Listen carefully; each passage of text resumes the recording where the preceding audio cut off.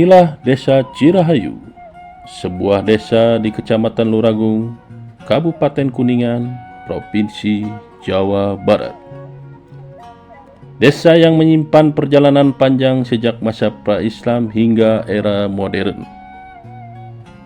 Sebelum bernama Cirahayu, wilayah ini dikenal sebagai Palembang, sebuah nama yang merujuk pada cekungan atau lembang yang berada di bagian selatan desa.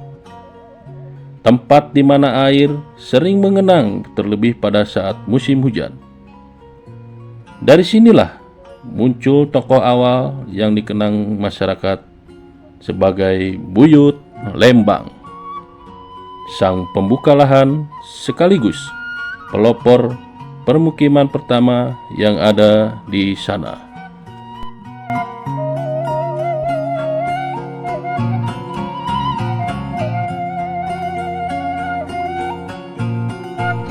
Pada masa-masa awal, kawasan ini adalah hutan dan ladang huma, tempat masyarakat sekitar bercocok tanam secara berpindah. Seiring waktu, ketika masyarakat menemukan sumber air melimpah dan tanah datar yang subur, mereka mulai menetap. Di kawasan yang kini dikenal sebagai Blok Lembang, sawah-sawah mulai dibuat. Disinilah asal mula nama Palembang, daerah cekungan dataran rendah yang mengandung banyak air. Dalam ingatan kolektif masyarakat Desa Cirahayu, banyak tokoh bertani yang berjasa membuka dan merawat ruang agraris atau pertanian desa. Mulai dari Buyut Jagasara, Buyut Sampung, Buyut Mendung, Buyut Renceng Koneng, hingga Buyut Lentung. Mereka adalah penjaga keseimbangan tanah dan air, sekaligus panutan bagi masyarakat yang menggantungkan hidup pada pertanian. Sejak awal perkembangannya, Palembang berada di bawah Luragung. Karena itu, hubungan sosial dan politis antara keduanya sangat kuat. Dari hubungan inilah muncul sosok yang disebut masyarakat sebagai Buyut Demang, seorang pemimpin tingkat atas yang diyakini mengawasi wilayah Palembang. Kemungkinan besar beliau adalah Demang yang berasal dari Luragung, pusat pemerintahan pada masa itu. Jejak tertulis pertama tentang desa Palembang ditemukan dalam arsip VOC tahun 1686 yang mencatat bahwa Palembang memiliki 6 cacah atau 6 keluarga petani yang membayar pajak Rp2 setiap tahun. Nama Luragung dan Lebakwangi juga muncul dalam dokumen yang sama, menandakan bahwa desa-desa di sekitar Cirahayu sudah menjadi bagian dari jalur ekonomi penting pada masa kolonial.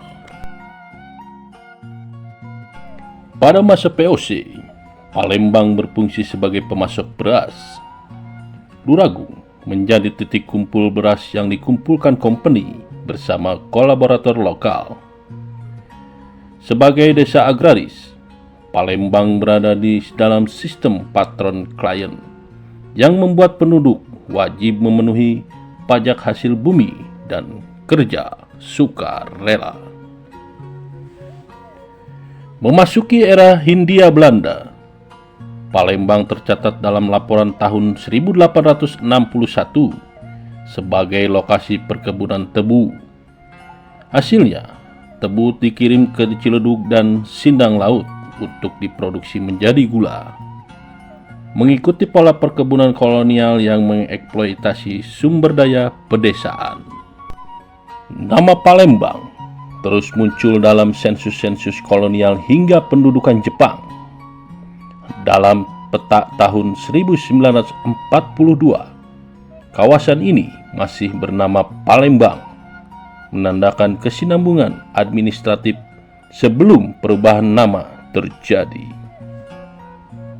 Setelah kemerdekaan, semangat nasionalisme membawa perubahan besar.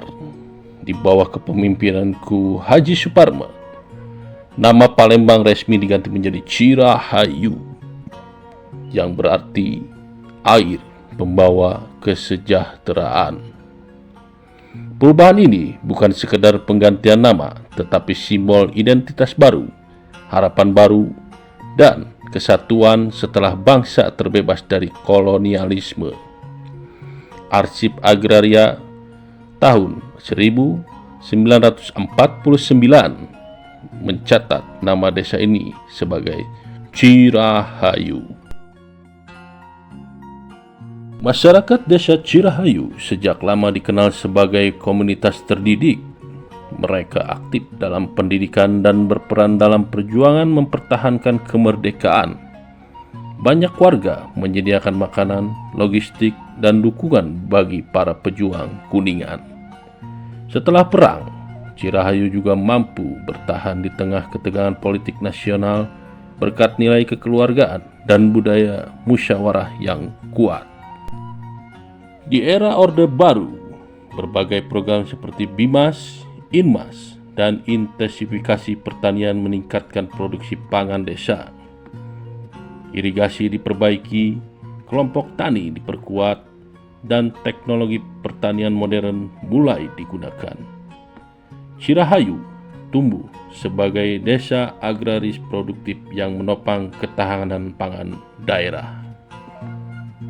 Memasuki era reformasi, kehidupan desa semakin dinamis.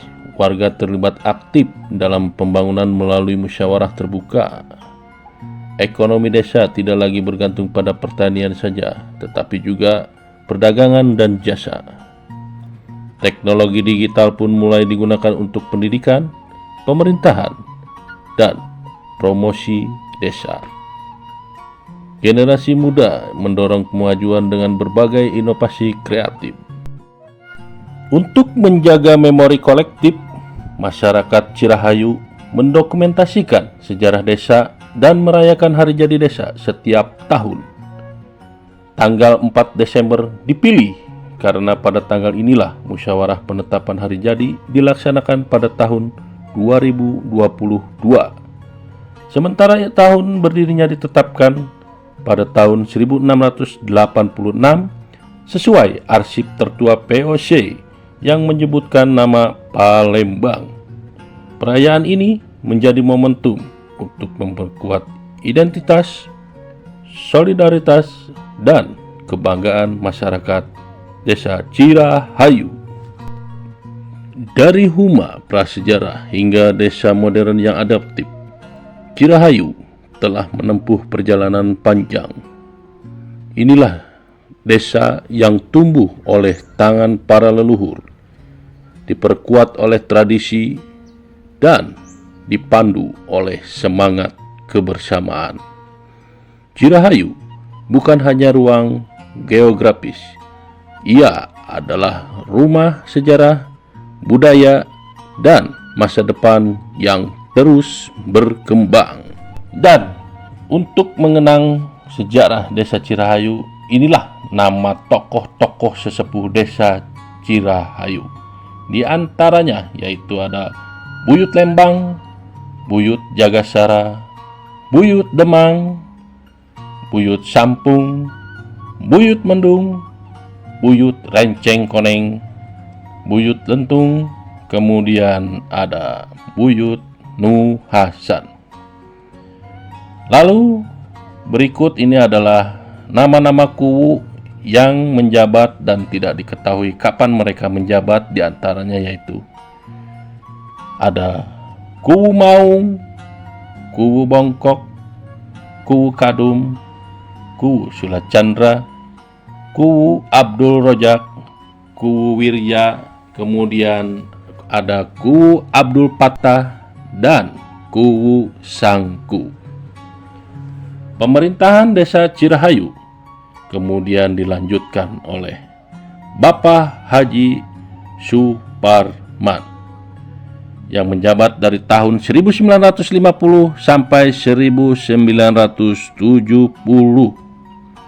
Lalu dilanjutkan oleh Bapakku Haji Soleman yang menjabat dari tahun 1970 hingga 1976. Lalu dilanjutkan oleh Bapakku Haji Muhammad Usman dari tahun 1976 sampai 1988.